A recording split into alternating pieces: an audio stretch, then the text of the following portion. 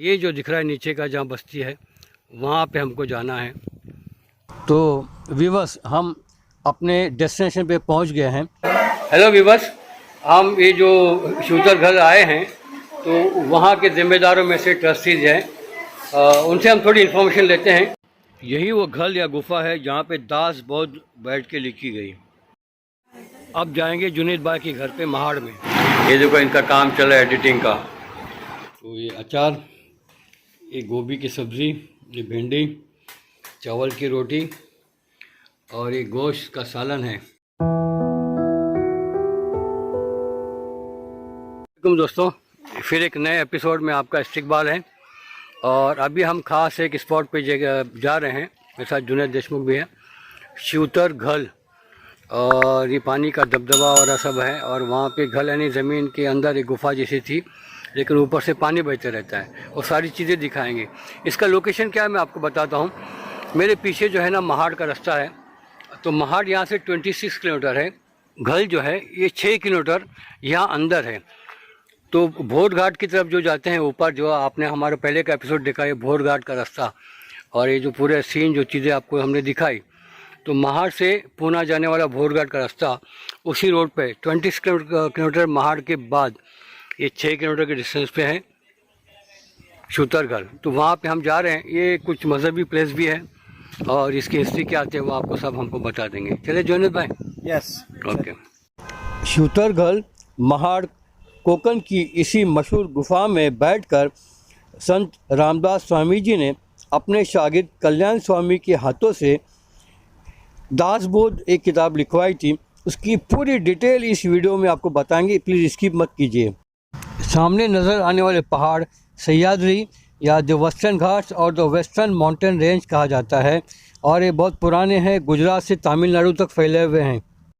शूतरगढ़ गुड़ाला, हाँ आतुन जाओ सीधा जाके कमानी से अंदर से।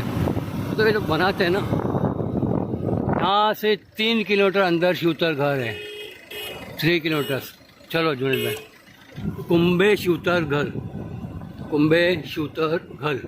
तो देखिए ये सह्याद्री पहाड़ों का सिलसिला, और वहाँ से बहते हुए झरने, ये देखिए ऊपर है और एक नीचे भी है। ये इस तरफ देखिए, ये दोनों आसपास है।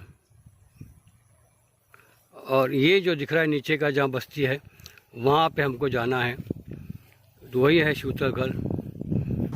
अभी जो मैंने आपको आबशार, वाटरफॉल या झरना जो दिखाया था, इन्हीं भोर घाट के पहाड़ों से या वरण घाट के पहाड़ से ये पानी यहाँ से बहता हुआ ना वो नीचे आता है अपने छोटे पहाड़ों पर, वहाँ आके गिरता है। अब ये दोनों पहाड़ों के बीच में ये कोई सड़क नहीं है, बल्कि बल खाती हुई नदी है सांप की तरह।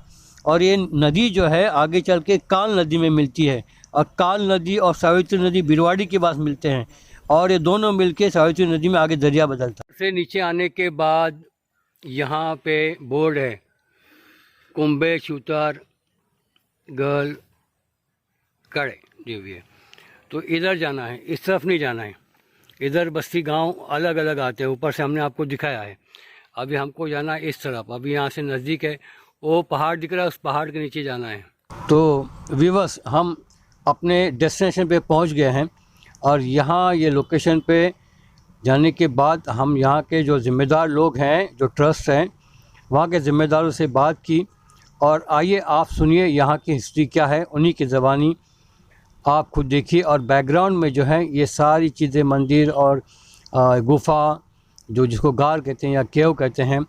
और वो ये घल का मतलब ये होता है कि दोनों तरफ से दीवारों जैसे जो पहाड़ होते हैं उनको घल कहा जाता है, और गुफा जैसी होती, गार जैसी। तो वो आबशार भी दिखाएंगे आपको, गार भी यहाँ पे देखने मिलेगा, और ये नदी जहाँ से शुरू होती है ये भी आप देख रहे हैं। तो चलिए अभी आप सुनिए वहाँ के ट्रस्टी की ज़बानी, जो कुछ भी हकीकत है उन्हीं के ज़बानी सुनिए। जज़ाकल्लाह।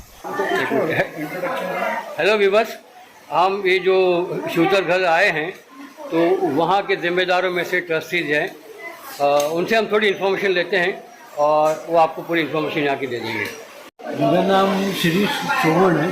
श्री सोहन, मुंबई से आया हूँ, बदलापुर में रहता हूँ। यहाँ पूजा विभाग का काम करता हूँ, पूजा विभाग। इसमें सुबह अपना उपासना रहती है 5:30 बजे और शाम को 6:30 बजे उपासना रहती है। वो दोनों का सब तैयारी करके वो रोज एक देखते का ये मेरी जिम्मेदारी है।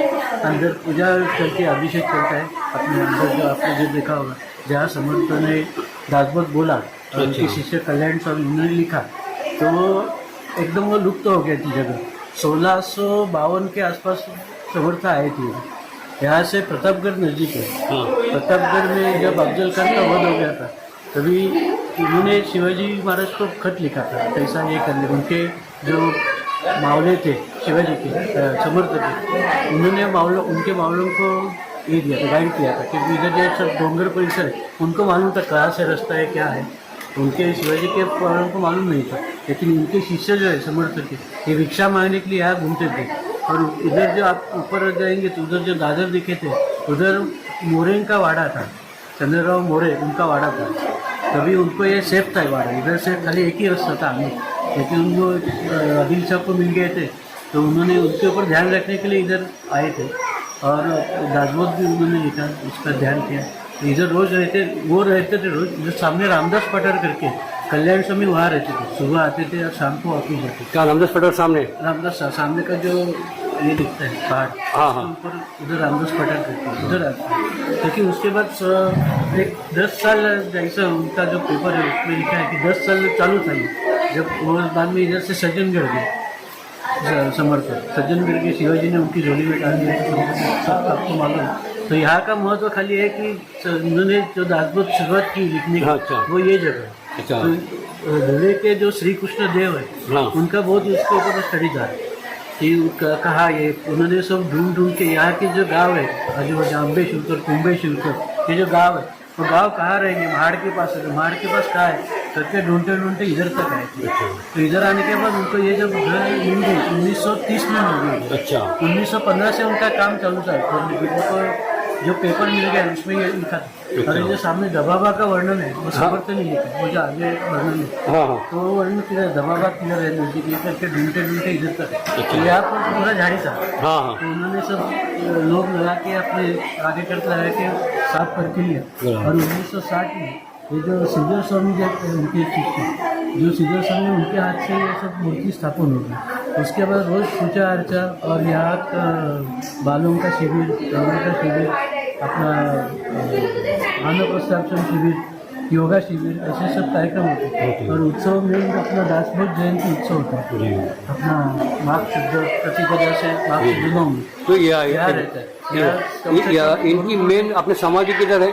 समाधि सज्जनगढ़ में, सज्जनगढ़ समाधि नहीं है। यहाँ समर्थ ने दासबोध बोला और उनके कल्याण स्वामी उन्होंने लिखा, ये स्थान का यही महत्व है। जी थैंक यू सर, बहुत बहुत धन्यवाद आपका। Thank you sir, thank you. यही वो घल या गुफा है जहाँ पे दासबोध बैठ के लिखी गई। ये आपको पूरी गुफा दिखा रहे हैं, वहाँ रखे हुए पुराने पत्थर और सारी चीज़ें वहाँ पे बोर्ड्स लगे हुए हैं। और रियल गुफा जो शुरू में बड़ी और अंदर जाते हुए बड़ी तंग होती जाती है और उसी के बाजू में आबशार झरना जिसको धबधबा भी कहा जाता है वो भी मैं आपको दिखा रहा हूँ। और बाहर का जो छोटी सी नदी और पूरा नज़ारा देख। सह्याद्री माउंटेन्स रेंज में ऐसी बहुत सारी गुफाएं या गार आपको देखने मिलेगी जिनको घल भी मराठी में कहते हैं। अब जाएंगे जुनेद भाई के घर पे महाड़ में। तो ये जुनेद भाई जो है हमारे देशमुख साहब जेडी एंटरटेनमेंट, उनकी ऑफिस भी आपको दिखा रहे हैं। और ये ऑफिस में बैठे हैं जुनेद भाई। ये देखो इनका काम चला है एडिटिंग का और इनका डीटीपी का सब वर्क होता रहता है। तो जुनेद भाई की ऑफिस है ये। तो ये अचार, ये गोभी की सब्ज़ी, ये भिंडी, चावल की रोटी और ये गोश्त का सालन है। जुनेद भाई के घर पे डिनर के साथ आज का हैप्पी एंड करते हैं और ये शूतर घर जो है उसके एपिसोड को ये ख़त्म करेंगे। तो सब लोग आप पूरा वीडियो देखिए तो लाइक करें, शेयर करें, चैनल को सब्सक्राइब किया अभी तक नहीं किया तो फ्री ऑफ चार्ज है, अभी तक फ्री ऑफ, इसकी में कोई पैसा आपका नहीं जाता है। और जुनेद भाई के भी अपना चैनल जो है जेडी एंटरटेनमेंट उसको भी सब्सक्राइब करें, जरूर सब्सक्राइब करना है। ओके, थैंक यू भाई।